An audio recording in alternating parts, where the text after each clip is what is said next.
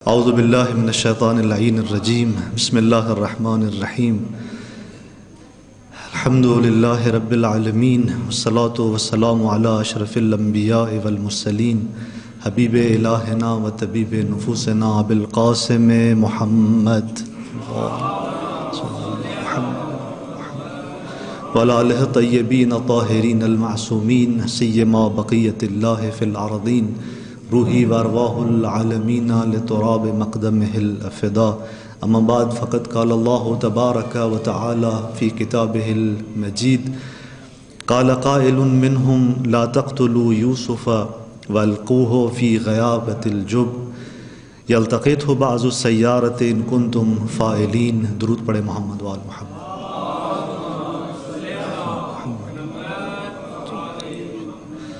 سورہ مبارک حضرت یوسف علیہ السلام میں داستان حضرت یوسف محور گفتگو ہے۔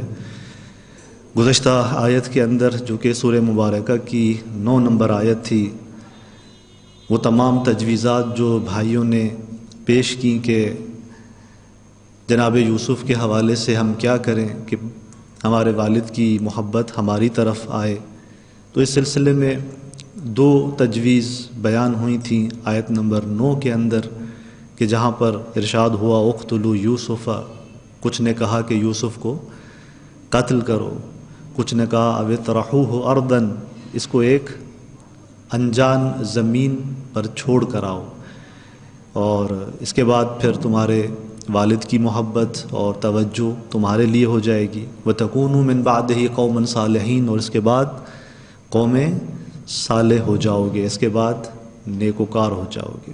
یہ اس آیت کے اندر 2 تجویز بیان ہوئی، مطالب آپ کے سامنے ذکر ہوئے کہ یہ چند تجاویز کیوں آ رہی تھی سامنے، اس لیے کہ یہ بھائی جن کے دل کے اندر حسد تھا، وہ حسد ایک جیسا نہیں تھا، کچھ کے اندر شدت تھی، لہٰذا انہوں نے کہا کہ قتل کرو، کچھ کے اندر تھوڑی سی شدت کم تھی، تو انہوں نے کہا اپنے ہاتھوں کو کیوں جناب یوسف کے خون سے آلودہ کرتے ہو، ایک انجان زمین پر چھوڑ کر آؤ، وہ ہدف جو حاصل ہونا ہے وہ حاصل ہو جائے گا، وہاں پر بھی نتیجہ ایک انجان زمین پر چھوڑنے کا یہی ہوگا کہ جناب یوسف قتل ہو جائیں گے۔ دونوں تجویزوں میں نتیجہ کیا نکل رہا تھا؟ جناب یوسف قتل ہو جانے ہیں۔ ایک میں ڈائریکٹ قتل کرنا چاہ رہے تھے، ایک تجویز کے اندر نہیں، اس کو انجان زمین پہ چھوڑ کر آؤ تاکہ وہ خود بخود وہاں پر بھوک و پیاس کی صورت میں، اور صحرا ہے، درندے ہیں، تو وہ قتل ہو جائیں گے۔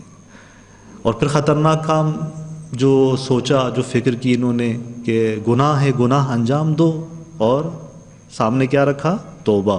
توبہ کو ذریعہ بنایا گناہ کے انجام کے لیے۔ ایک خطرناک کام، بہت بڑا خطرناک کام، کیوں؟ اس لیے کہ انسان جب توبہ کو ذریعہ بناتا ہے گناہ کا، تو کوئی گارنٹی نہیں ہے کل اس کو توفیق استغفار کی حاصل ہو، گناہ کر لے گا۔ اور وہ وسواس خناس ذکر ہوا تھا اس حدیث کے اندر کہ شیطان نے اس کو مقرر کر دیا تھا کہ یہ جب آیت نازل ہوئی کہ جس آیت کے اندر لوگوں کو خداوند متعال نے وعدہ دیا کہ اگر کہیں نادانی میں، جہالت میں گناہ کر بیٹھے تو آؤ میری بارگاہ کے اندر، راستہ کھلا ہوا ہے، توبہ کرو، وہ ذات کریم ہے، رحیم ہے، اس نے ایک رحمت کا دروازہ کھولا ہمارے لیے، لیکن ہم نے کیا کیا؟ اس رحمت کے دروازے کو اپنے لیے جرأت کا دروازہ بنا دیا۔ شیطان نے اس وسواس خناس کو اس کام کے لیے معین کیا قیامت تک۔ کیوں؟ اس لیے کہ اس نے کیا کہا کہ میں ہوں کہ ان لوگوں کے درمیان اس راہ کو، جو راہ امید ہے، خراب کر دوں گا۔ کیسے خراب کر دوں گا؟ اسی کو راہ جرأت بنا دوں گا، انہی کے ذہن میں ڈالوں گا، آؤ گناہ کرو، گناہ کرنے کے بعد ان کو کہوں گا توبہ کا راستہ کھلا ہوا ہے، لیکن کچھ ایسا ہوگا کہ یہ توبہ نہیں کر پائیں گے۔ انسیتہم الاستغفار، میں ان کو استغفار بھلا دوں گا، یہ خدا کی بارگاہ میں بخشش طلب نہیں کریں گے۔ تو ایک بہت بڑی وادی ہے یہ، جہاں پر انسان اترتا ہے کہ بزرگان نے کہا کہ یہ در واقع خداوند متعال سے مکر کرنا ہے۔ یہ وادی کیسی وادی ہے کہ جہاں پر انسان کس سے مکر کرتا ہے؟ خدا سے مکر کرتا ہے۔ تو جب انسان خدا سے مکر کر رہا ہو تو وہاں پر کوئی گارنٹی نہیں ہے کہ انسان پھر واپس آ سکے، انسان کو توبہ کی توفیق نصیب ہو سکے۔ اس کے بعد میں نے عرض کیا تھا تیسری تجویز بھی ہے، اور یہ کوئی چند دنوں کی بات نہیں ہے، 2-2.5 سال لگ گئے ان کو اس طرح سوچتے سوچتے کہ ہم کیا کریں، کس طرح سے جناب یوسف کو دور کریں۔ تو 10 نمبر آیت کے اندر جو اگلی آیت ہے، تیسری تجویز سامنے آ رہی ہے، قال قائل منہم لا تقتلوا یوسف والقوہ فی غیابۃ الجب، کہ اس تیسری تجویز میں ایک بھائی کے جس کے اندر شدت حسد کی ان دونوں کی نسبت پھر بھی کم تھی۔ بعض بزرگان کہتے ہیں کہ یہ آخر میں اس نے یہ نیت بنائی ہوئی تھی کہ نہیں چھوڑ دیں حضرت یوسف کو، بالکل ہی چھوڑ دیں، کچھ نہ کریں، لیکن اس نے دیکھا کہ نہیں، کام اس جگہ پہنچ گیا ہے کہ اب میری بات کوئی مانے گا نہیں، تو لہٰذا وہاں پر اس نے یہ آ کر تجویز دی کہ لا تقتلوا یوسف، یوسف کو قتل نہ کرو، والقوہ فی غیابۃ الجب، اس کو کنویں کے اوجھل حصے میں ڈال دو۔ غیابۃ الجب، جب کہتے ہیں عربی زبان کے اندر کچھ ایسی زمینیں جو سخت ہوتی ہیں ان کو بھی جبوب کہا جاتا ہے، اور پھر وہاں پر اگر کنواں بنایا جائے تو اس طرح کے کنویں کو جب کہتے ہیں، جو کہ سخت زمین پر وہ کنواں بنایا جاتا ہے۔ یا بعض کہتے ہیں کہ جب کا معنی جو ہے وہ کسی چیز کو اکھاڑنے کا ہے، تو چونکہ آپ زمین میں جب کنواں بناتے ہیں تو مٹی کو وہاں سے ہٹا رہے ہوتے ہیں، اور اس وجہ سے اس کو جب کہا جاتا ہے۔ لیکن غیابۃ الجب یعنی کنویں کے اوجھل حصے میں، غیابت غیب سے ہے، غیب یعنی جو چیز ہمارے سامنے نہ ہو، تو یہاں پر غیابۃ الجب کہتے ہیں کہ غیابت کا ایک معنی یہ ہے کہ کنویں کے بالکل نیچے جا کر اس کو پھینک دو کہ جہاں پر وہ نظر نہ آئے۔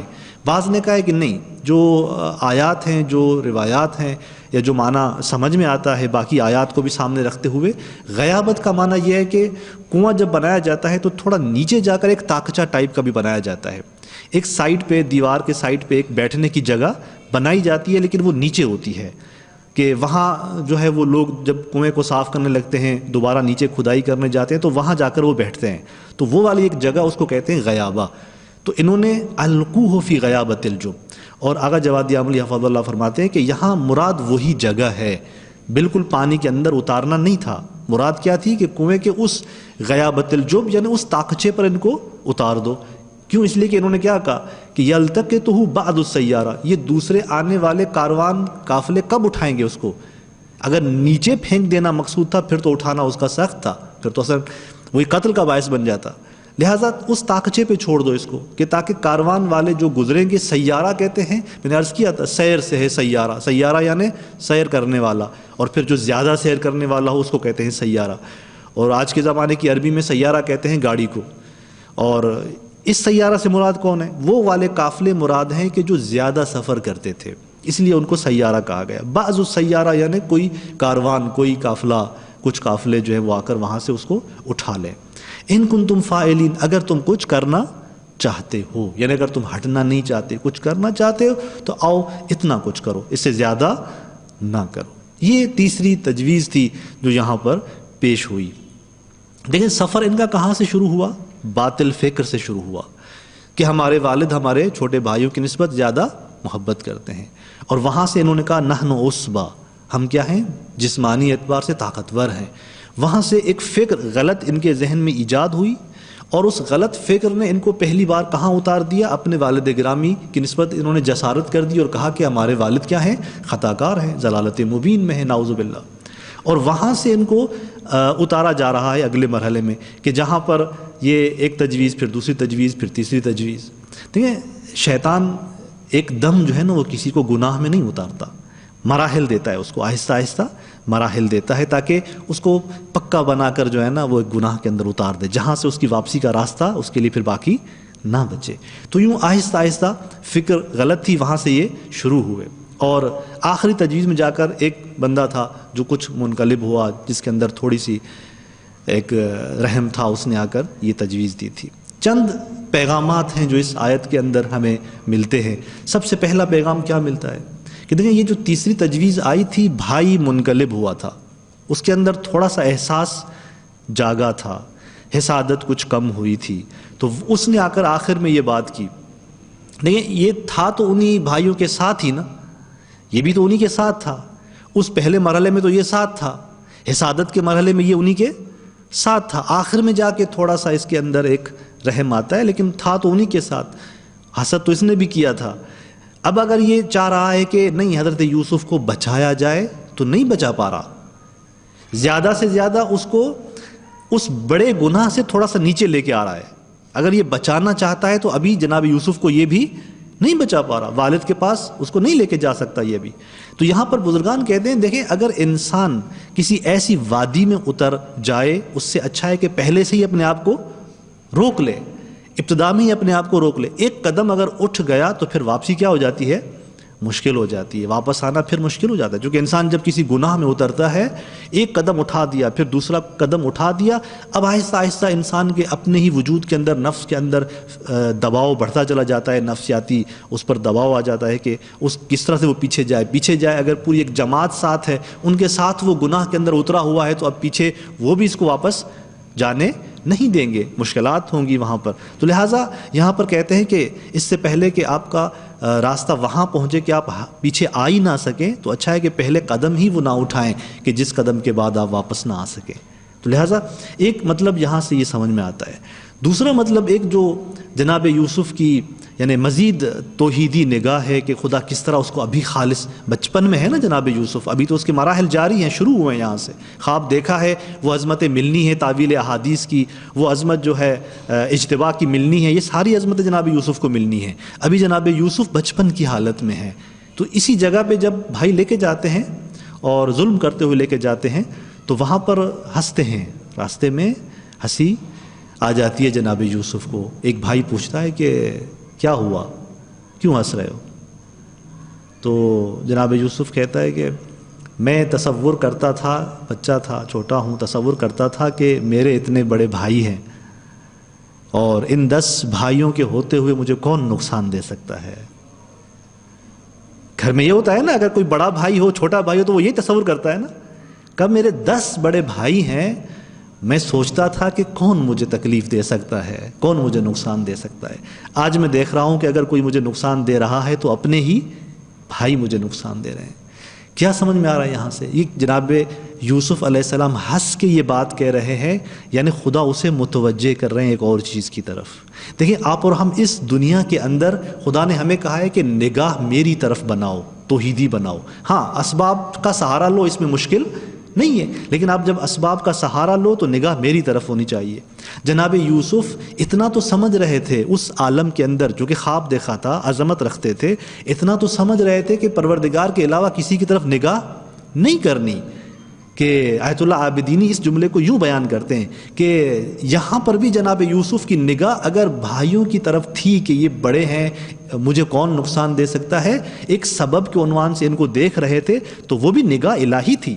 خدا نے ان کو میرے لیے قرار دیا ہے، بڑے بھائی ہیں، خدا نے یہ میرے لیے اسباب قرار دیے، لیکن ایک اس سے بالاتر، اس سے اوپر کی بات کرتے ہیں آقا۔ کہتے ہیں کہ خدا جب اپنے عبد الہی کو خاص بناتا ہے نا، جب اپنے عبد کو خاص بنانے اگر خداوند متعال کو دیکھیں تو یہ جرأت ہے بارگاہ الہی میں، اس کے خلاف جانا ہے۔ لیکن ہم جب کہتے ہیں کہ یہ گناہ چھوٹا ہے تو جب دوسرے گناہ کو دیکھ رہے ہوتے ہیں تب ہم کہہ رہے ہوتے ہیں کہ یہ چھوٹا ہے۔ اب یہاں پر بزرگان کہتے ہیں کہ یہ آیت ہمیں کیا سبق دے رہی ہے؟ یہ سبق دے رہی ہے کہ دیکھیں چھوٹے گناہ کیسے انسان کو بڑے گناہ میں اتارتے ہیں۔ ایک چھوٹا گناہ ہے، انسان اس چھوٹے گناہ میں اترتا ہے اور وہ چھوٹا گناہ سمجھتا ہے کہ چھوٹا گناہ ہے، چلیں کر لیتے ہیں، مسئلہ نہیں ہے، کوئی بڑا گناہ نہیں ہے، لیکن اس چھوٹے گناہ سے آغاز ہوتا ہے، انسان بڑے گناہوں میں اتر جاتا ہے۔ کیوں کہتے ہیں بزرگان مکروہات کے نزدیک نہ جاؤ، کیونکہ مکروہ کی طرف جاؤ گے، کہو گے مکروہ ہے، حرام تو نہیں ہے، آہستہ آہستہ حرام میں اتر جاؤ گے۔ جب انسان خیال نہیں کرتا نا، مکروہات کا خیال نہیں کرتا، پرواہ نہیں کرتا، تو آہستہ آہستہ وہ حرام میں اتر جاتا ہے۔ لہٰذا کہتے ہیں مستحبات کو بجا لایا کرو۔ کیوں؟ اس لیے کہ مستحبات کو بجا لاؤ گے، اہمیت دو گے تو آپ سے واجب نہیں چھوٹے گا۔ اگر کہیں چھوٹ گیا تو ایک مستحب چھوٹ جائے گا کسی مشکل میں، چونکہ جو انسان مستحب کو اتنے اہتمام کے ساتھ، اتنی توجہ کے ساتھ بجا لاتا ہو، وہ کبھی بھی نہیں چاہے گا مجھ سے واجب چھوٹ جائے۔ جو بندہ مکروہ کے نزدیک نہیں جانا چاہتا، وہ کبھی نہیں چاہے گا کہ وہ حرام کے اندر اترے۔ یہ تبھی کہتے ہیں بزرگان کہ ان کا خیال کریں۔ تو لہٰذا چھوٹے گناہ اگر انسان کہے کہ چھوٹا گناہ ہے میں کر لیتا ہوں، چھوٹا گناہ انسان کو بڑے گناہوں کے اندر اتار دیتا ہے۔ ایک اور جو پیغام ہمیں یہاں سے ملتا ہے وہ کیا ہے کہ دیکھیں جب ہم مل کے کوئی کام کرتے ہیں نا تو وہ کام ہمارے لیے آسان ہو جاتا ہے۔ یہاں پر یہ سارے بھائی جمع ہو گئے، 10 بھائی جمع ہو گئے، ایک کام پر جناب یوسف کو دور کرنا ہے، ایک نے کہا قتل کرو، ایک نے کہا نہیں انجان زمین پہ پھینک کے آؤ، پھر یوں دیکھیں جب افراد مل کے کوئی کام کرتے ہیں اگر وہ برا کام ہوتا ہے تو اس کام کی قباحت آہستہ آہستہ آسانی سے ختم ہو جاتی ہے۔ اکیلا بندہ ہو نا تو ڈرتا ہے گناہ کروں کیسے کروں، لیکن اگر دوسرا ساتھ ہو، تیسرا بھی ساتھ ہو، وہ بھی انسان کو مشورہ دے رہا ہو، وہ بھی ساتھ دے رہا ہو کہ نہیں وہ کام کرنا ہے، آپ اپنے اندر قلب میں دل میں ابھی دو دل ہیں کیا کروں کیا نہ کروں، جب تین دوست آپ کے گناہ کر رہے ہیں آپ ان کے ساتھ ہیں تو آپ بھی کیا ہو جائیں گے، شروع ہو جائیں گے۔ کیوں؟ اس لیے کہ چند افراد جب ایک برا کام کرنے جا رہے ہوں اور وہیں پر آپ خود ان کے ساتھ موجود ہیں تو آپ کے لیے وہ کام انجام دینا پھر آسان، قباحت اس کی جو ہے وہ کم ہو جاتی ہے۔ اچھا یہی عمل کہاں پر ہے؟ جب نیکی کرنے لگے ہم، ویسے میں نیکی نہیں کر پا رہا، سخت ہے میرے لیے، لیکن چار دوست اپنے دیکھ رہا ہوں وہی نیکی کرنے جا رہے ہیں، آگے بڑھ رہے ہیں، تو میں کیا کروں گا، آگے بڑھوں گا، ان کی وجہ سے ان کے ساتھ ہو جاؤں گا۔ تو یہ یعنی ایک طرح سے جمع ہو جانا کسی ایک عمل پر، یہ انسان کے لیے اگر گناہ کا مرحلہ ہو تو اس کی خباثت کو کم کر دیتا ہے، قباحت کو کم کر دیتا ہے، اور جمع ہو جانا ایک نیکی پر اس نیکی کو انجام دینے کو انسان کے لیے آسان بنا دیتا ہے۔ تو لہٰذا جمع ہو کر کسی کام کو انجام دینے کی اپنی ایک اہمیت ہے۔ اگر ایک اچھا انسان ہو اکیلا بیٹھ کے کام کر رہا ہو، کتنا بھی کرے گا اس کے اچھے نتائج بھی ہوں گے تو ایک خاص حد تک ہوں گے، لیکن ایک جماعت مل کے جب کوئی کام کرتی ہے تو اس کے اپنے اپنے بڑے فائدے ہوتے ہیں۔ کوئی بڑا ہدف ہوتا ہے انسان خود سے اکیلا نہیں کر سکتا، ایک جماعت کا حصہ بن جاتا ہے۔ اداروں کو آپ دیکھیں، ایک بڑے بڑے ادارے بنتے ہیں بڑے اہداف کے لیے، اگر میں ایز اے عالم اس ایک ادارے کا حصہ بن جاتا ہوں تو اس ادارے کے ذریعے ایک بڑا کام کر دیتے ہیں ہم۔ تو لہٰذا اس جماعت کے فوائد بھی ہیں لیکن جماعت کے یہ نقصان بھی ہیں کہ اگر ایک جماعت ایک برے کام کو انجام دینے پہ جمع ہو جائے تو وہاں پر انسان خیال کرے، ایسا نہ ہو کہ ان کے ساتھ مل کے اس کام میں لگا، اثر کہاں پہ ہوگا، انسان کے عمل میں ہوگا۔ فکر غلط ہوگی، انسان عمل میں غلطی کرنے لگے گا۔ دیکھیں دو چیزیں ہوتی ہیں جب انسان عمل میں غلطی کرتا ہے، ایک مرتبہ یا تو اس کا فکر غلط ہے، اس نے اس مطلب کو صحیح سے سمجھا نہیں ہے لہذا عمل میں غلطی کر رہا ہے۔ ایک انسان مثلا فرض کریں کہ اگر کوئی بچی حجاب نہیں کرتی کیونکہ اس کو پتہ نہیں ہے حجاب کیوں کرنا چاہیے، حجاب کا فلسفہ کیا ہے، مجھے کیوں حجاب کرنا چاہیے، پتہ ہی نہیں ہے، تو جہاں فکر نہیں ہوگا صحیح وہاں پر عمل بھی صحیح سامنے نہیں آئے گا۔ ایک مرتبہ نہیں پتہ ہوتا ہے نماز واجب ہے، روزہ واجب ہے، حجاب کرنا چاہیے، پتہ ہوتا ہے، پھر بھی انسان عمل کے اندر غلطی کرتا ہے۔ کیوں؟ اس لیے کہ اس وقت پھر انسان کے اپنے وجود کے اندر کی جو صلاحیتیں ہیں، جو ارادہ ہے، وہ اس کے اختیار میں اس طرح سے نہیں ہوتی، یعنی ارادہ پختہ نہیں ہوتا، اپنے وجود کے اندر کی جو رغبتیں ہیں وہ انسان کے کنٹرول میں نہیں ہوتی۔ انسان کی عقل کہہ رہی ہوتی ہے کہ نہیں اس کام کو انجام دو، باقی رغبتیں باقی قوتیں انسان کو دھکیل رہی ہوتی ہیں کسی اور چیز کی طرف۔ تو لہٰذا یا تو پھر علم کا مسئلہ ہے، صحیح سے فکر نہیں ہے تبھی غلطی ہو رہی ہے، یا تو پھر اندر میری قوتوں کے اندر کنٹرول میرے ہاتھ میں نہیں ہے، رغبتوں کا کنٹرول میرے ہاتھ میں نہیں ہے، میں غلطی کر رہا ہوں۔ تو یہاں پر اس آیت شریفہ کیا پیغام دے رہی ہے کہ ان کا فکر غلط تھا۔ یہ فکر کی غلطی، فکر کا صحیح نہ ہونا کہاں پہنچا دیا؟ سب سے پہلا کام کیا کروایا ان سے؟ باپ کے حضور میں جسارت، کہ باپ کو ضلالت مبین کی نسبت دے دی۔ تو لہٰذا انسان سوچتا ہے کہ کبھی کبھی کہ گناہ کا فکر کرتا ہوں، فکر کرنے میں کیا ہے، میں تو ابھی سوچ رہا ہوں، گناہ تو نہیں کر رہا۔ انسان اپنے خیالات میں کبھی کبھی گناہ کا سوچتا ہے، فکر کرتا ہے، اور اس کو سمجھتا ہے کہ میں تو فکر کر رہا ہوں، فکر کرنے میں کیا ہے، میں تو ابھی گناہ تو نہیں کر رہا۔ دیکھیں فکر کرنا انسان کو آہستہ آہستہ اس وادی میں اتار دیتا ہے۔ حتیٰ بعض جگہوں پر بعض روایات کے اندر یہ جملہ موجود ہے کہ اگر انسان نے گناہ کا فکر کر لیا تو خدا اسے رزق کو محروم کر دیتا ہے، رزق سے اس کو محروم کر دیتا ہے۔ اگر انسان نے فکر گناہ کر دیا، بہت ساری توفیقات الہی ہیں جو سلب ہو جاتی ہیں انسان سے۔ تو لہٰذا ایسا نہیں ہے کہ فکر کرنا، فکر کر رہا ہوں ابھی تو فقط فکر کر رہا ہوں، گناہ تو نہیں کر رہا، نہیں، فکر کرنا انسان کو آہستہ آہستہ اتار دیتا ہے اس گناہ کی وادی میں۔ ایک اور خوبصورت مطلب جو اس آیت شریفہ سے پیغام ملتا ہے ہمیں، وہ نہی عن المنکر کا ہے کہ دیکھیں ہمیں دستور کیا ہے کہ آپ نیکیوں کا دوسروں کو امر کریں اور گناہوں سے دوسروں کو روکیں۔ معاشرے کے اندر اگر گناہ پھیلتا ہے اس کی وجہ یہ ہوتی ہے کہ ہم نہی عن المنکر نہیں کر رہے ہوتے، ہم دوسروں کو گناہ سے نہیں روک رہے ہوتے۔ اور یہاں پر آپ دیکھیں کہ جب یہ تیسری تجویز آئی تو پہلی دو تجویزوں کا کام کیا تھا؟ جناب یوسف کے قتل کا باعث بن رہی تھیں۔ تیسری تجویز میں جناب یوسف نجات پا رہے ہیں۔ وہ تجویز کیا ہے؟ نجات پا رہے ہیں۔ یعنی یہ بھائی آ کر اس نے جب یہ تیسری تجویز دی تو ایک طرح سے وہ دیکھ رہا ہے کہ ابھی نہ تو میرے پاس قدرت ہے نہ میرے پاس جرأت ہے، قدرت بھی نہیں ہے، جرأت بھی نہیں ہے جناب یوسف کو بچا سکے، تو کم سے کم اس نے کیا کام کیا کہ اپنے بھائیوں کو اپنے اس ارادے سے کچھ نیچے اتارا، ایک بڑے گناہ سے ان کو نیچے اتارا، وہ بھی گناہ ہے۔ تو یہاں پر بزرگان کہتے ہیں کہ دیکھیں اگر ایک ایسے ماحول میں آپ دیکھ رہے ہیں کہ لوگ گناہوں کی سمت بڑھ رہے ہیں اور وہاں پر آپ ان کو اس گناہ کبیرہ سے نہیں روک پاتے تو کم سے کم اتنا تو کریں کہ ان کو نیچے لے کر آؤ، اس گناہ کبیرہ کی وادی سے جو نیچے لیول کا گناہ ہے کم سے کم اتنا تو کرو کہ وہ نیچے آ جائے۔ یعنی خاموش نہیں بیٹھنا، خاموش بیٹھنا درست نہیں ہے۔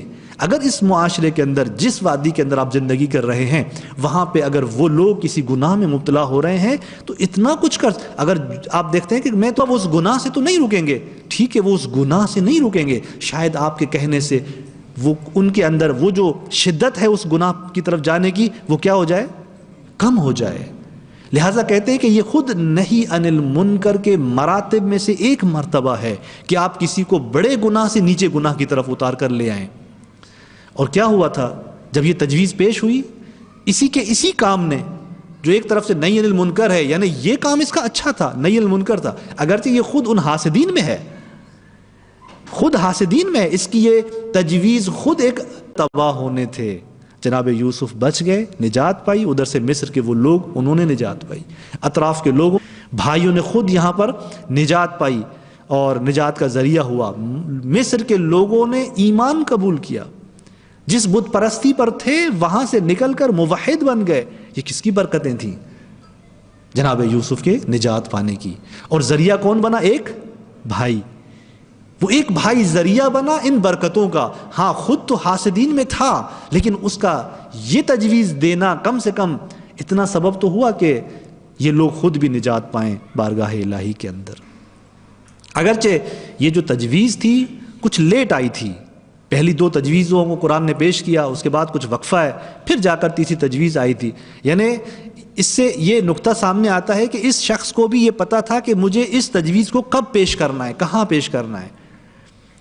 فوراً پیش کرتا شاید قبول نہ ہوتی، اس نے ایک ٹائم دیکھا کہ اس ٹائم پہ جا کے اس نے وہ تجویز پیش کی ہے، اور اس وقت میں جا کر اس نے یہ تجویز دی جس میں وہ دیکھ رہا تھا کہ اگر میں اس وقت جا کر یہ کہوں گا تو بھائی شاید مان جائیں۔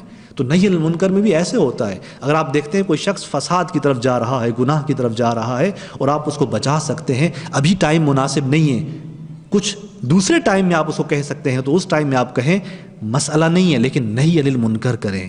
ساکت ہونا، خاموش ہو جانا اچھا نہیں ہے، روکنا اچھا ہے۔ تو یہ تین تجویزیں سامنے آئیں اور آپ نے دیکھا بھائیوں کے اندر مراتب حسد بھی سامنے آئے، اور جناب یوسف کے لیے آخر میں جو فیصلہ ہوا وہ اس تیسری تجویز میں تھا۔ اب اس مشوروں کے بعد قرآن نے اس کو اس طرح سے پیش کیا ہے، فلم کے اندر کچھ الگ انداز میں تھا، قرآن نے اس کو یوں پیش کیا ہے کہ یہ مشورے کرتے رہے کیا کرنا چاہیے جناب یوسف کے بارے میں، کیسے اس کو دور کیا جائے۔ تو وہ یہ مشورے جب ہوئے اور ان 10 بھائیوں کا ایک نقطے پہ جمع ہونا بھی تو مشکل تھا نا، مشکل تھا، ایک اتفاق پیدا ہونا مشکل تھا کہ وہ جمع ہو جائیں، اتفاق پیدا کریں ایک چیز پر۔ تو بہرحال جمع ہوئے، ایک نقطے پر آ گئے۔ اس کے بعد آتے ہیں اپنے والد گرامی کے پاس، اپنے والد کے پاس آتے ہیں۔ آیت نمبر 11 میں، سورہ یوسف کی آیت نمبر 11 میں اگلی آیت جو ہے اس کے اندر ذکر ہوا، قالوا یا ابانا ما لک لا تعمنا علی یوسف، اے ہمارے والد گرامی کیا ہو گیا ہے آپ کو کہ ہم پر اعتماد نہیں کرتے یوسف کے بارے میں۔ آ کر اس طرح سے اپنی درخواست بیان کرتے ہیں کہ اے ہمارے والد محترم کیا ہو گیا ہے آپ کو کہ ہمارے اوپر اعتماد بھروسہ نہیں کرتے ہو یوسف کے بارے میں، وَإِنَّا لَهُ لَنَاصِحُونَ، یقیناً ہم کیا ہیں اس کے لیے؟ خیر خواہ ہیں، ہم تو اس کے خیر خواہ ہیں۔ کہا أَرْسِلْهُ مَعَنَا، اس کو بھیجو ہمارے ساتھ، غدن، کل ہم جائیں گے صحرا، بھیڑ بکریوں کو لے کر جائیں گے، اس کو بھی ہمارے ساتھ بھیجو، روانہ کرو۔ یرتع یہ ہمارے ساتھ گھومے پھرے گا، کھائے پیے گا، ویلعب ہمارے ساتھ کھیلے گا، وَإِنَّا لَهُ لَحَافِظُونَ اور ہم یقیناً اس کے لیے کیا ہیں؟ محافظ حفاظت کرنے والے ہیں۔ ان دو آیتوں کے اندر یوں آگے جناب یعقوب علیہ السلام کے پاس اپنی درخواست پیش کرتے ہیں۔ انداز دیکھیں کیا انداز اپنایا ہوا ہے کہ اے والد گرامی کیوں آپ ہم پر اعتماد نہیں کرتے؟ بعض بزرگان کہتے ہیں دو معنی سمجھ میں آ سکتی ہیں اس جملے سے، یا تو یہ پہلے بار بار جا چکے ہیں نبی کے پاس کہ جناب یوسف کو ہمارے حوالے کرو، اور جناب یوسف نے ان کو واپس کر دیا ہے، ان کی درخواست کو قبول نہیں کیا، اعتماد نہیں کر رہے تھے، تو ابھی اس آیت کے اندر تبھی وہ اس طرح سے کہہ رہے ہیں کہ کیوں آپ ہم پر اعتماد نہیں کرتے، یوسف کو ہمارے ساتھ بھیج دیں۔ اور بعض بزرگان فرماتے ہیں کہ اس سے ایک اور معنی بھی سامنے آتا ہے کہ گھر کی فضا جناب یوسف کے لیے ان بھائیوں کی نسبت امنیت والی نہیں تھی، یہ ماحول پہلے سے گھر میں تھا ایک طرح سے، اور یہ ان کا کہنا کہ ما لک لا تأمن علی یوسف کس معنی کو بیان کر رہا ہے؟ ایسا نہیں تھا کہ یہ پہلے آئے ہوئے ہوں، ان کو پتا تھا کہ اگر ہم جا کر سیدھا کہہ دیں گے کہ ہمیں یوسف ہمارے حوالے کر دو تو ہمارے والد کبھی بھی راضی نہیں ہوں گے۔ کچھ اس طریقے سے اپنی درخواست کو بیان کرو کہ جس کے اندر احساسات بھی ہوں، اور ایک فریبانہ دھوکے کے انداز میں جا کر ایک بات کہو والد سے تاکہ اس کے پاس کوئی جواب نہ رہے نہ کرنے کا۔ اب یوں آ کر جب انہوں نے کہا کہ ما لکا کیا ہو گیا آپ کو کہ آپ ہم پر جو ہے اعتماد نہیں کرتے، تو یہاں پر بزرگان کہتے ہیں کہ ایسا انداز اپنایا کہ اب والد گرامی کے پاس کوئی جواب نہیں رہتا، ان کو کیا سیدھا جواب کیا دے۔ بعض کہتے ہیں کہ حتیٰ یہ سوچتے تھے کہ والد سے کیسے اپنی بات کریں، تو شیطان نے مجسم ہو کر، شیطان کسی شکل میں آ کر ان کے پاس صحرا میں آیا تھا، اور اس نے ان کو کہا تھا کہ دیکھیں اس طرح سے جا کر کہو۔ بعض روایات کے اندر اس طرح سے بھی ہے کہ شیطان آیا تھا ان کے پاس، یہ سوچتے تھے کیسے جائیں اپنے والد کے پاس، کیسے اجازت لیں، تو شیطان نے ان کو سمجھا دیا کہ جاؤ ایسے کہو، ایسے کہو گے تو جناب یعقوب بے جواب ہو جائیں گے۔ کیسے جواب دیں گے آپ کو؟ کیوں؟ اس لیے کہ جناب یعقوب اگر اب جواب دیتے ہیں اور کہتے ہیں کہ نہیں تم امین ہو، انہوں نے کہا نا کہ کیا آپ ہم پر کیوں اعتماد نہیں کرتے، اب جواب کیا دے جناب یعقوب؟ یا تو کہیں کہ نہیں تم کیا ہو، امین ہو، یہ تو کہہ نہیں سکتے، کیوں؟ یہ بھائی اپنے وجود کے اندر حسادت لیے ہوئے ہیں، جناب یوسف کے لیے ان کی نسبت کوئی امنیت ان کے لیے ثابت نہیں ہے، واضح نہیں ہے، تو کیسے کہیں کہ یہ امین ہے؟ امین تو نہیں کہہ سکتے۔ اچھا پھر کیا کہیں؟ نہیں تم خائن ہو، یہ کہہ سکتے تھے؟ یہ بھی نہیں کہہ سکتے تھے۔ کیوں؟ اگر یہ کہتے ہیں کہ تم خائن ہو، ابھی تو انہوں نے خیانت کی نہیں ہے اس طرح سے عملی میدان میں۔ دوسرا یہ کہ اگر کہتے کہ تم خائن ہو، وہ حسادت کی فضا مزید بڑھ جاتی کہ دوبارہ دیکھیں والد ہمیں کن الفاظ سے یاد کر رہا ہے کہ ہم خائن ہیں، کیسے ہم خائن ہیں؟ تو لہٰذا یہاں پر جناب یعقوب علیہ السلام کے لیے تھوڑی سی فضا سخت ہو گئی تھی۔ کیا جواب دیں ان کو؟ کہہ دیتے ہیں کہ امین نہیں ہو، یہ بھی ٹھیک نہیں تھا، کہہ دیتے ہیں کہ نہیں تم خائن ہو، یہ بھی ٹھیک نہیں تھا، بس لیکن خاموش ہو گئے۔ اس طرح سے جواب دیا کہ نہ تو واضح کہا کہ تم امین ہو پس اس کو لے جاؤ، نہ یہ کہا کہ تم خائن ہو اس کو نہ لے جاؤ۔ اگلی آیت کے اندر 13 نمبر آیت کے اندر ارشاد ہوا، قالا جناب یعقوب علیہ السلام فرماتے ہیں کہ انی لیحزننی ان تذهبوا به، یہ ایک جواب کہ میں یقیناً میرے لیے یہ حزن کا باعث ہے کہ تم اس کو لے جاؤ، تم اس کو لے جاؤ، یہ میرے لیے کیا ہے؟ حزن کا باعث ہے، یہ مجھے غمگین کرتا ہے کہ تم اس کو اپنے ساتھ لے جاؤ۔ یہ کیسا جواب تھا کہ تم اس کو لے جاؤ، یہ مجھے کیا کرتا ہے؟ غمگین کرتا ہے، محزون کرتا ہے، حزن دیتا ہے۔ یعنی اس جواب سے سمجھانا چاہتے ہیں کہ بس اس کو نہ لے جاؤ، تم تو میرے بیٹے ہو نا، تم تو سمجھتے ہو اگر میں غمگین ہوتا ہوں تمہارے لیے یہ گوارا نہیں ہونا چاہیے، مجھے حزن ہو جائے، غم آ جائے، تمہیں یہ اچھا نہیں لگے گا، تم میرے بیٹے ہو، فرزند ہو۔ لہٰذا ایسا جواب دیا کہ انہیں ایک انڈائریکٹلی کہنا چاہتے ہیں کہ دیکھیں اگر اس کو لے جاؤ گے تو تمہارا اس کو لے جانا مجھے غمگین کر دے گا۔ اس کا مطلب کیا ہوا؟ بس نہ لے جاؤ۔ اور پھر جناب یعقوب نے سوچا شاید وہ اس سے بھی متوجہ نہ ہوں جواب کی طرف، شاید میرے اس جواب کو اہمیت میرے بیٹے نہ دیں۔ آگے جملہ پھر ارشاد فرمایا، کہا وَأَخَافُ أَنْ يَأْكُلَهُ الذِّئْبُ، میں ڈرتا ہوں اس بات سے کہ اس کو بھیڑیا کھا نہ جائے. وَأَنْتُمْ عَنْهُ غَافِلُونَ، جبکہ تم کیا ہو اس کی نسبت؟ غافل ہو، غفلت میں ہو. یعنی تم اس کو لے تو جاؤ گے، وہاں پر ممکن ہے کہ تم اپنی کھیل کود میں مصروف ہو جاؤ اور غفلت کرو اس سے اور اس کو بھیڑیا کھا جائے. بس دو جملے جناب یعقوب نے یہاں پر بیان فرمائے. وَأَنْ يَخَافُ أَنْ يَأْكُلَهُ الذِّئْبُ، خوف ہے مجھے اس سے کہ بھیڑیا نہ اس سے کھا جائے. خود یہ جملہ کیا بتا رہا ہے؟ یہ جملہ بتا رہا ہے کہ یعنی جناب یوسف اس سن میں نہیں ہے کہ اپنا دفاع کر سکے. بچہ ہے، چھوٹا ہے، کم سنی کی حالت میں ہے، خود ان کو اتنی طاقت نہیں ہے کہ وہ بھیڑیے سے دفاع کر سکے اپنا، لہذا کہا کہ اخاف ان یاکلہ الذئب. اچھا، ایک بات اولیاء الہی کے بارے میں ہے کہ الا ان اولیاء اللہ لا خوف علیہم ولا هم یحزنون، اولیاء الہی کو نہ خوف ہوتا ہے اور نہ کوئی حزن ہوتا ہے. کیوں کہا جا رہا ہے کہ واخاف؟ کیوں کہہ رہے ہیں جناب یعقوب کہ مجھے خوف ہے اس سے کہ بھیڑیا کھا نہ جائے؟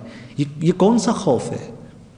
دیکھیں، جہاں پر قرآن نے کہا نا کہ ولی خدا پر کوئی خوف اور حزن نہیں ہوتا، اور میں نے پہلے اشارہ کر دیا تھا کہ خوف آئندہ سے آنے والی کسی مصیبت سے خوف نہیں کرتا اور پیچھے اپنی ماضی سے کسی چیز سے غمزدہ نہیں ہوتا. ولی الہی یہ ہوتا ہے. ہاں، اگر یہاں پر جناب یعقوب علیہ السلام کہہ رہے ہیں کہ مجھے خوف ہے کہ بھیڑیا کھا جائے، یہ خوف کوئی دنیاوی خوف نہیں ہے. جس خوف کی نفی ہے ولی الہی سے وہ دنیاوی خوف ہے. اگر یہ کہہ رہے ہیں کہ مجھے خوف ہے تو یعنی کیوں؟ اس لیے کہ جناب یوسف کوئی عام سا بچہ نہیں ہے، عام فرد نہیں ہے. جناب یعقوب علیہ السلام اس کے وجود کے اندر گوہر ولایت کو دیکھ رہے ہیں، اس کے اندر خدا کی تجلیات کو دیکھ رہے ہیں، خدا کا جمال اس کے وجود کے اندر دیکھ رہے ہیں، اس کی عظمت کو دیکھ رہے ہیں. لہٰذا ایک عام انسان کے عنوان سے وہ خوف زدہ نہیں ہے، ایک ولی الہی کے اپنے سے کھو جانے سے خوف زدہ ہیں. تو یہ وہ والا خوف ہے. کہا کہ مجھے ڈر ہے کہ تم غافل ہو جاؤ اور بھیڑیا اس کو کھا نہ جائے. لہذا اپنے حزن کی جب جناب یعقوب نے بات کی ہے تو کہا انما اشکو بثی وحزنی الی اللہ، میں اپنا حزن کہاں پیش کرتا ہوں؟ بارگاہ الہی میں.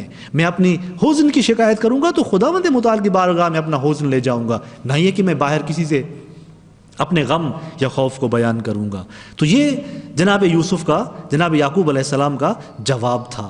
اور سب کچھ جان رہے ہیں جناب یعقوب، چونکہ ولی ہے نا، خود ولی خدا ہے، نبی ہیں، عالم غیب ہیں. اور ایک زمانے کے اندر جب کوئی ولی ہوتا ہے تو میں نے پہلے بھی اشارہ کیا تھا، اس نظام ہستی میں جو فیض آتا ہے اس کے وجود کی برکت سے آتا ہے، اور جو آپ اور ہمارے اعمال اوپر جاتے ہیں خدا کی بارگاہ میں تو وہ اسی وجود ولی کی برکت سے اوپر جاتے ہیں.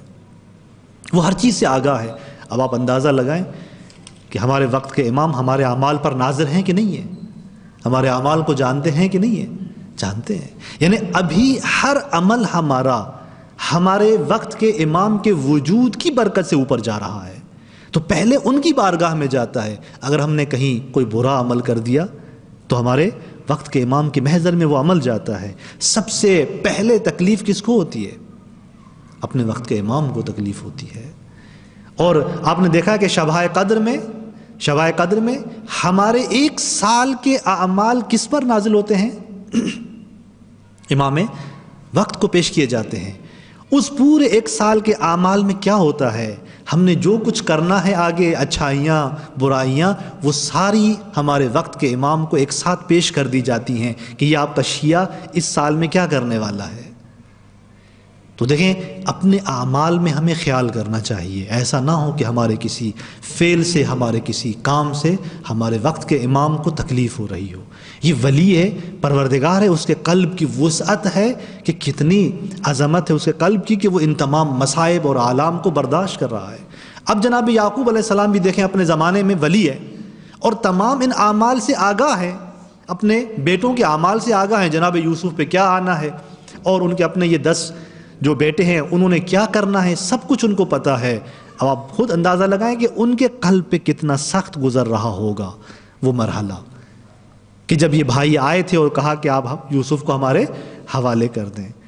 کہا کہ وَأَخَافُ أَن يَأْكُلَهُ الذِّئْبُ۔ ایک نقطہ جو بعض بزرگان اپنی تفاسیر کے اندر اشارہ کرتے ہیں کہ یہ جو جناب یعقوب علیہ السلام نے کہا نا کہ ڈر ہے مجھے کہ بھیڑیا اس کو کھا نہ جائے، یہ کون سا بھیڑیا تھا؟ ٹھیک ہے صحرا کے اندر بھیڑیے ہوتے ہیں، وہ بات اپنی جگہ پہ ٹھیک ہے، لیکن یہاں سے یہ توجہ دلانا چاہ رہے تھے جناب یعقوب، اشارہ کرنا چاہ رہے تھے کہ اگر جناب یوسف کو کوئی بھیڑیا کھا جائے گا تو وہ تمہارے وجود کے اندر وہ جو حسادت ہے نا، یہ وہ حسادت ہے جو بھیڑیے کی شکل رکھتی ہے۔ لہذا روایات کے اندر ہے کہ انسان جب حسد کرتا ہے، اس حسد کا چہرہ کون سا ہے؟ بھیڑیے والا چہرہ ہے۔ اگر انسان حسد کی صورت میں قیامت میں آئے گا تو روایات کہتی ہیں کہ یہ انسان کس شکل میں آئے گا؟ بھیڑیے کی شکل میں آئے گا۔ تو ایک طرح سے ایک اشارہ تھا جناب یعقوب کا، اگر یہ بھائی سمجھ جاتے تو متوجہ ہو جاتے کہ خود ان کے وجود کے اندر ایک درندہ ہے چھپا ہوا بھیڑیے کی صورت میں، کہ جو خود پہلے تو ان کے اپنے وجود کو پھاڑ رہا ہے، ان کے اپنے وجود کو خراب کر رہا ہے، اور یہی وہ درندہ ہے جو جناب یوسف کو کھا جائے گا۔ تو یہ اشارہ تھا اسی چیز کی طرف، چونکہ ہم روایات کے اندر پڑھتے ہیں کہ ہمارے اعمال مجسم ہونے ہیں، قیامت کے دن ہمارے اعمال مجسم ہونے، جو کچھ ہم یہاں پہ کر رہے ہیں اس کی ایک باطنی صورت ہے جو ابھی ہمیں دکھائی نہیں دے رہی، وہ ہمارا عمل وہاں پہ اس صورت میں مجسم ہونا ہے۔ تو ہماری جو باطنی صورت ہے، شکل ہے، وہ ہم ابھی بنا رہے ہیں اپنی، کہ ہمیں اس قیامت کے عالم میں کس طرح سے محشور ہونا ہے، ہم اپنے اعمال سے اپنی صورت بنا رہے ہیں جس کو ہم دیکھ نہیں رہے۔ تبھی کہا تھا امیر المومنین امام علی علیہ السلام نے نہج البلاغہ کے اندر، مولانا نے کیا فرمایا تھا کہ جو انسان گناہ کرتا ہے اس کی صورت صورت الانسان، اس کی صورت صورت انسانی ہے، لیکن کہا تھا کہ فہو میت فی الحیا، یہ میت ہے، مردہ ہے، بظاہر انسان نظر آ رہا ہے لیکن یہ ظاہری انسان جو آپ کو دکھائی دے رہا ہے اپنے وجود باطنی میں، اس کی وہ صورت باقی نہیں رہی۔ انسان کے اعتبار سے دیکھو گے تو یہ مردہ ہے، انسان نہیں بچا، ہاں باطن کے اعتبار سے یہ الگ ایک صورت میں ہے جس صورت میں اس کو محشور ہونا ہے۔ تو پس جناب یعقوب نے کیا جواب دیا؟ نہیں کہا تم امین ہو، نہیں کہا تم خائن ہو، کہا کہ لے جاؤ گے میں مغموم ہو جاؤں گا، میں محزون ہو جاؤں گا، مجھے غم ہوگا، مجھے حزن ہوگا۔ اس کا مطلب کیا ہوا؟ پس نہ لے جاؤ۔ کہا کہ اگر لے جاؤ گے ممکن ہے تم غافل ہو جاؤ اس سے اور بھیڑیا اس کو کھا جائے۔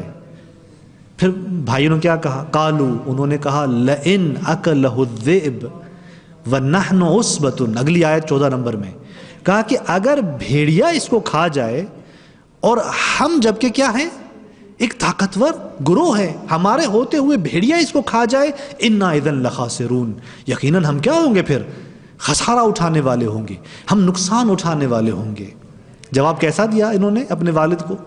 جو جناب یعقوب علیہ السلام نے بات کی تھی ان کو نظر انداز کر دیا۔ جناب یعقوب نے کہا تھا کہ اس کو لے جاؤ گے تو مجھے حزن ہوگا، اس بات کو انہوں نے ٹچ بھی نہیں کیا، کچھ نہیں کہا، اس کے بارے میں کوئی جواب انہوں نے نہیں دیا۔ جناب یعقوب نے کہا کہ میں اس سے خوف زدہ ہوں کہ بھیڑیا کھا جائے اور تم غافل ہو، اس کے بارے میں بھی کوئی انہوں نے جواب نہیں دیا۔ جناب یعقوب نے یہ تو نہیں کہا تھا کہ تم طاقتور نہیں ہو، جو ابھی یہ کہہ رہے ہیں کہ ہم تو طاقتور ہیں، ہمارے ہوتے ہوئے بھیڑیا کیسے کھائے گا ان کو، ہم تو طاقتور ہیں، اس کا انکار تو جناب یعقوب نے نہیں کیا تھا۔ تو یہ جواب میں اپنے والد گرامی کے ان نقطوں کو، ان مطلبوں کو چھوڑ کر اس کی طرف توجہ نہ کرتے ہوئے ایک اور الگ بات کر دی، اور وہ جو بات کر دی وہ بھی کیسی بات کہ ہم جسمانی طاقتور ہیں، ہمارے ہوتے ہوئے بھیڑیا کیسے کھا جائے گا، اور پھر کہا کہ اگر کھا بھی گیا تو ہم خسارہ اٹھانے والے ہیں۔ ایک مرتبہ ہوتا ہے خسارہ اٹھانا دین کے معاملے میں، خسارہ اٹھانا ان الانسان لفی خسر، کہ انسان خسارے میں ہے۔ کون سے خسارے میں ہے؟ دین کے اعتبار سے، ایمان کے اعتبار سے خسارے میں ہے۔ لیکن انہوں نے جس خسارے کی بات کی وہ کون سا خسارہ تھا؟ دنیاوی خسارہ، ہم طاقتور ہیں، ہمارے ہوتے ہوئے بھیڑیا کھا جائے تو ہم خسارے میں ہیں، غرور، پھر بھی وہی تکبر، پھر بھی اشارہ اپنے تکبر کی طرف۔ تو یہ گفتگو جناب یعقوب علیہ السلام اور ان کے ان بیٹوں کے درمیان جاری ہوئی کہ انہوں نے صلاح مشورہ کیا، صلاح مشورے کے بعد حضرت یعقوب کے پاس آئے اور جس انداز سے درخواست کی اپنے بھائی کو لینے کی، وہ بھی ایک دھوکے اور احساسات کو سامنے لا کر اس طرح سے درخواست کرنا کہ جہاں پر جناب یعقوب بے جواب ہو جائیں اور ان کو رد نہ کر سکیں۔ فائنلی کیا ہوا؟ کوئی راہ نہیں بچی جناب یعقوب کے لیے کہ ان کو روک سکیں، اور جناب یوسف کو ان کے حوالے کر دیا۔ عجیب روایت ہے چوتھے امام زین العابدین علیہ الصلوۃ والسلام سے روایت ہے کہ جب رخصت ہوئے جناب یوسف اور کچھ دور چلے گئے تو جناب یعقوب برداشت نہیں کر سکے، دوڑتے ہوئے پھر جناب یوسف کے پاس ہے اور آغوش میں لے لیا، پھر لے لیا بیٹے کی محبت۔ اور پھر نہ فقط بیٹا تھا، ایک ولی تھا، ایک عظمت کا مالک تھا، عام بچہ نہیں تھا، اور دیکھ بھی رہے ہیں کہ ہونا کیا ہے۔ اپنے علم غیب پہ عمل نہیں کر سکتے، ظاہر پہ عمل کرنا ہے۔ دیکھ بھی رہے ہیں، کیوں؟ اس سے علم غیب پہ عمل نہیں کر سکتے، وہ خدا نے دیا ہے، ہدایت کے لیے دیا ہے، وہ دیا ہے تاکہ پروردگار جب وحی کرتا ہے تو وہ بہتر انداز سے خدا سے اس ہدایت کو لے سکے اپنی قوم کے لیے، اور ہمارے اعمال کو اوپر پہنچا سکے، ہم پر نازل ہو سکے۔ اس علم کے اپنے نتائج ہیں، اس علم کا اپنا کردار ہے، لیکن ظاہری زندگی میں اپنے علم غیب پہ عمل نہیں کر سکے۔ کہا کہ آئے اور جناب یوسف علیہ السلام کو اپنی آغوش میں لیا۔ بھائیوں نے دیکھا کہ اگر زیادہ رکیں گے تو شاید اپنے والد پشیمان ہو جائیں اور جناب یوسف کو یہیں سے واپس لے جائیں، لہذا جلدی جلدی کی اور جناب یوسف کو واپس لیا اپنے والد سے اور یوں آگے نکل گئے۔ اگلی آیت کے اندر جو کہ 15 نمبر آیت ہے، کیا ارشاد ہوا؟ فَلَمَّا ذَهَبُوا بِهِ، جب وہ لے گئے جناب یوسف کو، وَأَجْمَعُوا أَن يَجْعَلُوهُ فِي غَيَابَةِ الْجُبِّ، اور انہوں نے ٹھان لی، فیصلہ کیا کہ اس کو کنویں کے اوجھل حصے میں جا کر ڈال دیں۔ اس کے آگے قرآن نے کچھ نہیں بیان کیا۔ دیکھیں، جب کہیں مصیبت اپنے اوج پر ہونا، عظمت پر ہونا، تو انداز یہی ہوتا ہے، اس مصیبت کی عظمت کو بیان نہیں کیا جا سکتا۔ اگر ایک مصیبت کو اپنی اوج اور عظمت پہ بیان کرو گے تو جو وہ شدت ہے، اس کی عظمت ہے، اس کو کم کر دو گے۔ لہٰذا یہ قرآن کی روش ہے، قرآن سکھا رہا ہے۔ جناب یوسف کے مصائب کو قرآن نے اس عظمت کے ساتھ آگے بیان نہیں کیا، ایک حد تک لے گیا، قرآن ایک حد تک لے گیا، اور اس کے بعد کیا کہا؟ وَأَوْحَيْنَا إِلَيْهِ، اب جناب یوسف کنویں کے اندر اتر چکے ہیں۔ کیسا کنواں تھا یہ وہ کنواں تھا کہ بعض کہتے ہیں کہ کاروانوں کے جو کاروان گزرتے تھے ان کے راستے میں آتا تھا، بعض نے کہا ہے کہ متروک تھا، کوئی اس کی طرف نہیں جاتا تھا۔ وہ اس لیے نہیں جاتا تھا کہ کیونکہ اس کا پانی میٹھا نہیں تھا، پتہ تھا لوگوں کو، لیکن بعض بزرگان اسی آیات کے ذریعے اس مطلب کو سمجھتے ہیں کہ نہیں، کنواں جو ہے وہ اس جگہ پہ تھا کہ کاروان وہاں نزدیک سے گزرتے تھے، اس کی یہ خاصیت تھی۔ اور جسے انہوں نے کہا بھی تھا کہ اس کو اس کنویں کے اوجھل میں ڈال دو تاکہ کاروان آئیں وہاں سے اس کو لے جائیں، تو اس کا مطلب کیا ہے کہ کنواں ایسی جگہ پہ تھا کہ جہاں پر متروک نہیں تھا، کوئی ایسی جگہ پہ نہیں تھا کہ کوئی وہاں سے گزر کس کا نہ ہوتا ہو۔ اور پھر کہا کہ الجب کہا نا، الف لام کے ساتھ الجب کہا، تو عربی زبان کے اعتبار سے یہ الف لام کیا بتا رہی ہے یہاں پر؟ کہ یہ ایسا کنواں تھا کہ جو ان کو پتا تھا، ان کے لیے واضح تھا، کوئی ناشناس جگہ نہیں تھی۔ یہ اپنے مال مویشیوں کو روز لے آتے تھے اس جگہ صحرا میں اور اس کنویں کو دیکھتے تھے، تو لہٰذا اس کنویں کے اوجھل میں جا کر انہوں نے ڈال دیا جناب یوسف علیہ السلام کو۔ قرآن نے کیا کہا آگے؟ کہا وَأَوْحَيْنَا إِلَيْهِ، پھر ہم نے جناب یوسف کو اس کنویں میں وحی کی۔ اوحینا، ہم نے کیا کی؟ وحی کی۔ لَتُنَبِّئَنَّهُمْ بِأَمْرِهِمْ، وحی کی پروردگار نے، اور جناب یوسف کو کہا کہ تم انہی اپنے بھائی کو آگے جا کر ماجرا سے آگاہ کرو گے، خبر دو گے۔ وَهُمْ لَا يَشْعُرُونَ، وَهُمْ لَا يَشْعُرُونَ، وہ ابھی اس مطلب کو نہیں جانتے اور آگے بھی نہیں جانیں گے جب تک تم اسے بیان نہیں کرو گے۔ یہ کیا تھا؟ یہ وحی الہی تھی۔ دیکھیں، جب خدا کا خاص بندہ جب کسی مشکل میں آتا ہے نا، خدا چھوڑتا نہیں ہے اسے، خدا اسے اپنے حال پہ چھوڑ نہیں دیتا۔